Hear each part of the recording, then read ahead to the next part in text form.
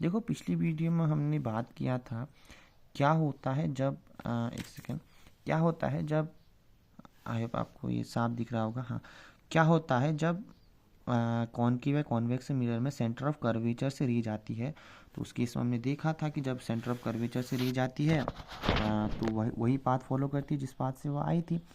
अब देखो, अगर मैं कॉनकेव मिरर में, कॉन्वेक्स मिरर में अगर मैं कॉनकेव सेंटर ऑफ कर्वेचर की जगह प्रिंसिपल एक्सिस से दूँ तो क्या होगा, कभी सोचा है? अगर मैं वही कॉन्वेक्स में करूँ तब क्या सीन होगा? देखो, ये मेरा कॉन्वेक्स है और ये मेरा कॉनकेव है। ऐसा समझो कि ये मेरी इंसिडेंट रे है, ठीक है।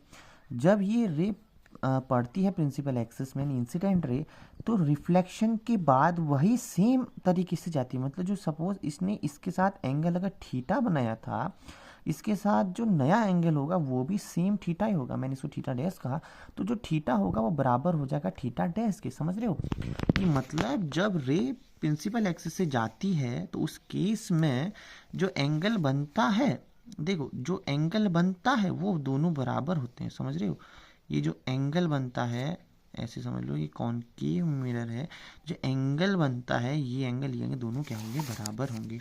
सेम कॉन्वेक्स में समझो कि यहाँ से जो रे आएगी सेम रे वहीं से जाएगी, तो यानी कि जो एंगल बनेगा वो दोनों क्या बनेगा, सेम बनेगा। ओके, समझ रहे हो कि जब दो एंगल, मतलब कि जो इंसिडेंट रे रिफ्लेक्शन के बाद जो एंगल बनाती है वो सेम बनाती है कॉनकेव कॉन्वेक्स में, जब जाती है कहाँ से, प्रिंसिपल एक्सिस से।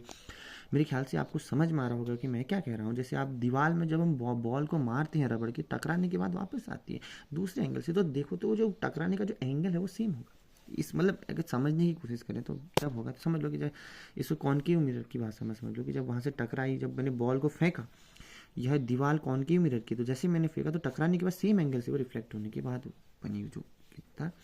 आपको समझ में आएगा जो मैं क्या कहना चाह रहा हूँ। अब अगली वीडियो में मिलते हैं इंटरेस्टिंग फैक्ट के साथ, तब तक के लिए बाय।